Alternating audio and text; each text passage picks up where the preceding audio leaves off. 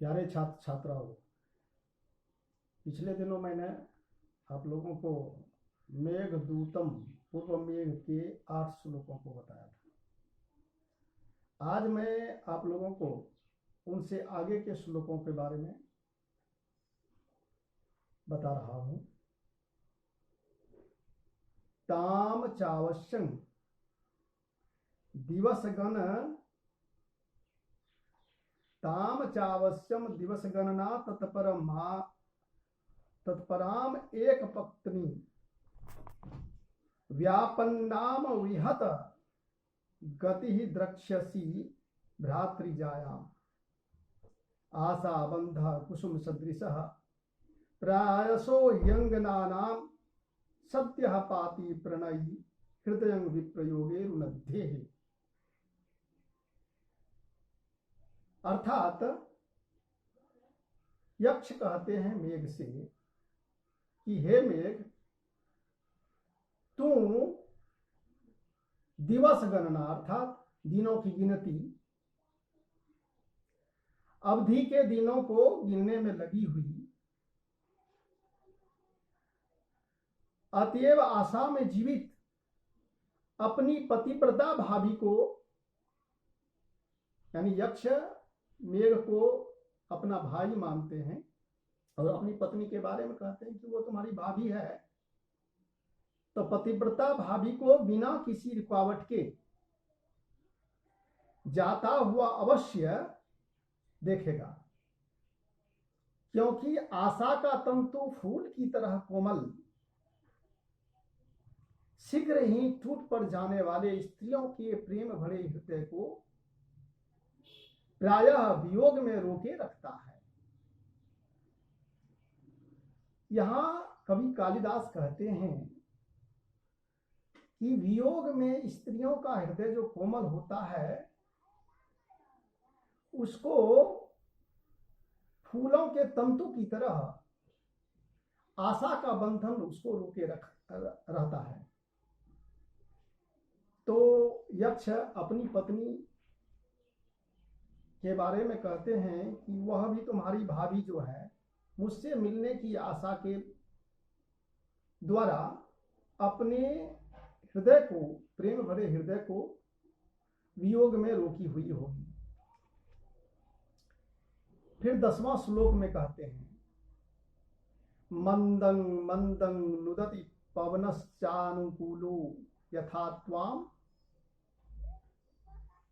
वामश्चायं नयति मधुरं चातकस्ते सगर्भः गर्भाधान क्षण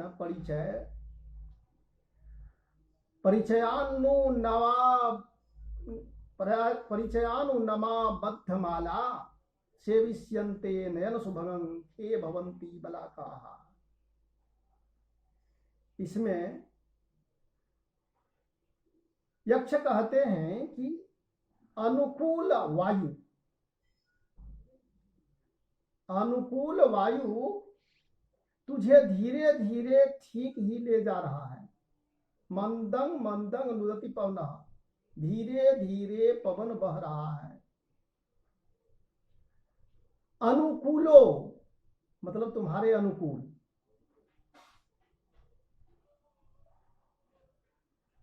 पवन बह रहा है। यह अभिमानी चातक तेरे बाईं ओर स्थित होकर मीठा मीठा बोल रहा है। गर्भाधान के आनंद के अभ्यास के कारण आकाश में पंक्तियां बांधे हुए बगुलियां आंखों को सुंदर लगने वाले तेरे पास अवश्य पहुंचेंगी। बगुलियां बादल के आरूढ़ होने पर अपने कामातुर प्रेम को प्रकट करते हुए ऊंचे आकाश में बादलों तक पंक्ति बांधकर उड़ती हैं। उसी को इसमें बताया गया है। और ये चातक पक्षी जो हैं वो भी बादल के आसपास बाईं ओर स्थित होकर मीठे मीठे स्वर करने लगते हैं। फिर आगे कहते हैं कर्तुम यच्च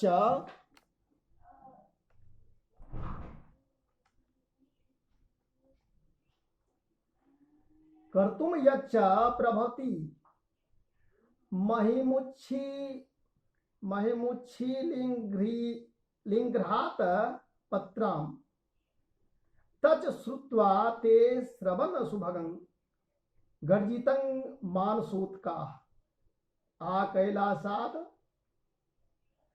विषकिल लय यच्छेद पाथेयवन्तः संपतस्यन्ते नभसि भवतो राजहंसा सहायाः।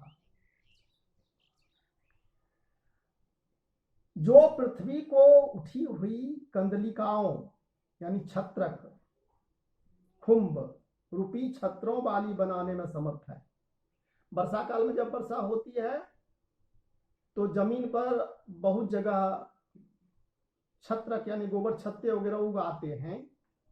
उसी के बारे में कहते हैं कि जो पृथ्वी को उठी हुई कंदलिकाओं यानी छत्रक खुंभ रूपी छत्रों वाली बनाने में समर्थ हैं। यच्च प्रभवति महिम उच्छिलिंघ्रात पत्राम, इसका अर्थ यह है उस कानों को सुख देने वाले तुम्हारे गर्जन को सुनकर मान सरोवर के लिए उत्सुक कमल नाल के अग्रभाग के टुकड़ों को पाथे मार्ग का भोजन यानी रास्ते का भोजन बनाए हुए राजहंस कैलाश तक तुम्हारे साथी बन जाएंगे। यानी तुम्हारे गर्जन को सुनकर तत् श्रुत्वा ते श्रवण शुभं गर्जितं, तुम्हारे सुनने में सुंदर गर्जन को सुनकर मानसोत्का मानसरोवर के लिए जाते हुए उत्सुक आ कैलासात कैलाश पर्वत तक विष खिसलय छेद पाथे बनता कमल नाल को कमल के अग्रभाग को रास्ते के नाश्ता के रूप में ग्रहण करते हुए संपतस्यन्ते नभसि आकाश में भवतो राजहंसा सहाया आपका सहायक होगा राजहंस।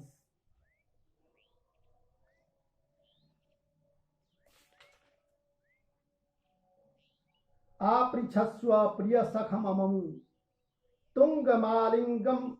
तुंगमालिंग्य शैलं वन्द्य पूषाम रघुपति पदय अंकितं मेखलासु काले काले भवति भवतो यस्य संयोग मेत्य स्नेह व्यक्तश्चिर विरहजं मुंचन्तो वाष्प मुष्मम। अर्थात लोगों के आराधन योग्य रामचंद्र जी के चरण न्यासों से यानी रामचंद्र भगवान के पैर रखने से मध्य भाग में चिन्हित हुए ऊंचे इस प्रिय मित्र पर्वत रामगिरी को आलिंगन करके इससे जाने की आज्ञा लेना। रामगिरी आश्रम पर आश्रय लिए हुए यक्ष कहता है कि इस ऊंचे रामगिरी आश्रम पर भगवान राम ने पद चिन्ह रखा था, पैर रखा था, तो उसके पैर के चिन्ह हैं। तो इस रामगिरी पर्वत को अपना प्रिय मित्र मानकर इससे आलिंगन करके इससे आज्ञा ले लेना, तब आगे बढ़ना। जिसका कि प्रत्येक वर्षा काल में हर वर्ष वर्षा ऋतु में बादल और रामगिरी पर्वत का दोनों का आलिंगन मिलन होता है। तब प्रत्येक वर्षा काल में तुमसे भेंट होकर देर के विरह से उत्पन्न साल भर तक जो विरह होता है वर्षा काल के प्रेम के बाद, तो उत्पन्न गर्म गर्म अश्रु जल को बहाते हुए, तो वियोगी से मिलने के बाद आंखों में आंसू आ जाते हैं। वही यहाँ यक्ष कहते हैं कि तुम्हारे प्रेमी मित्र जो हैं ये रामगिरी आश्रम, तो यहाँ इनसे मिलन होने पर गर्म आंसू निकल पड़ते हैं, प्रेम प्रकाशन होता रहता है तुम्हारे लिए।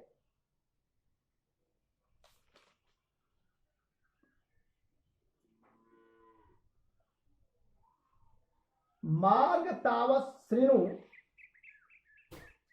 मार्ग तावत् श्रृणु कथयत त्वत् प्रयाण अनुकूलम अनुरूपम, त्वत् प्रयाण अनुरूपम संदेशं मे तदनु जलद श्रोष्यसि श्रोत्रपेयम खिन्नः खिन्नः शिखरसु पदम न्यस्य गन्तासि यत्र क्षीणः क्षीणः परिलघुपयः स्रोतसाम चोपभुज्य। अर्थात हे मेघ, यक्ष कहते हैं हे मेघ, हे बादल, पहले मुझसे अपनी यात्रा के अनुकूल मार्ग सुन ले। मार्गम तावत् श्रृणु, तावत मतलब पहले, पूर्व, श्रृणु सुनो, मार्ग के बारे में सुनो, कथयतः कहा गया, त्वत् प्रयाणानुकूलम तुम्हारे प्रयाण यानी यात्रा के अनुकूल, उसको तुम सुन लो जो कि मैं कहता हूं और जिसमें थक थक कर तुम पर्वतों पर विश्राम करके एवं बार बार दुर्बल हुआ नदियों के हल्के जल का उपभोग करके जाएगा। चलते हुए जब तुम थक जाओगे तो पर्वत पर विश्राम करोगे और जब कमजोर हो जाओगे तो नदी के जल का उपभोग करोगे, पियोगे, तब कानों को प्रिय लगने वाले मेरे संदेश को सुनोगे। क्षीणः क्षीणः परिलघुपयः स्रोतसाम चोपभुज्य, क्षीण होने के बाद थोड़ा जल पीकर तुम मेरे इस संदेशा को सुनोगे।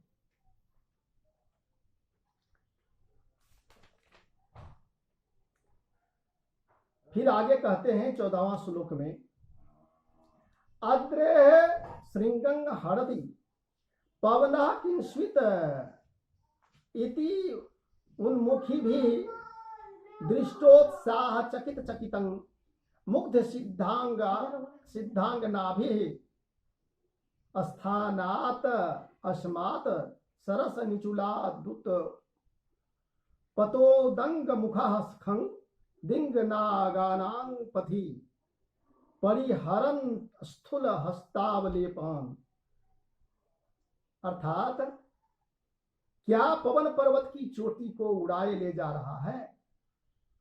आद्रे श्रृंगं हरति पवनः किंस्वित, किंस्वित मतलब क्या, अपवन पवन हवा, श्रृंगं हरति पर्वत की चोटियों को उड़ाए ले जा रहा है। इस विचार से ऊपर मुंह किए हुए भोली भाली सिद्धों की स्त्रियां उन्मुखी भी दृष्टोत्साह चकित चकितं मुग्ध सिद्धांग नानाम, मुग्ध मतलब मोहित हुई सिद्ध पुरुषों की स्त्रियां आश्चर्यचकित होकर ऊपर मुख की हुई बड़े आश्चर्य से तेरा उत्साह देखेंगी। स्थानात तस्मात सरस निचुलात उत्पतो उदंग मुखा, उदंग मुखा ऊपर मुख किए हुए उस स्थान से खंग खंग माने आकाश को, दिंग नागानां पथि, दिंग नागानां पथि दिग्गजों के रास्ता को, इस स्थान से दिग्गजों के बड़ी बड़ी सूरों के प्रहारों से बचता हुआ उत्तर दिशा की ओर मुख किए हुए आकाश में उड़ जाना। दिंग नागानां पथि परिहर अस्थूल हस्तावलेपान, उत्तर दिशा की ओर मुड़ जाने के लिए कहते हैं यक्ष मेघ को। फिर आगे 15वें श्लोक में कहते हैं, रत्न छाया व्यतिकर इव प्रेक्ष्य में तत पुरस्तात वर्मिकाग्र प्रभवति धनु खंडम आखंडलस्य येन श्यामं वपुर तितरांग कांतिमाप्स्यते ते बर्हेनेव अस्फुरित रुचिना गोपवेशस्य विष्णोः।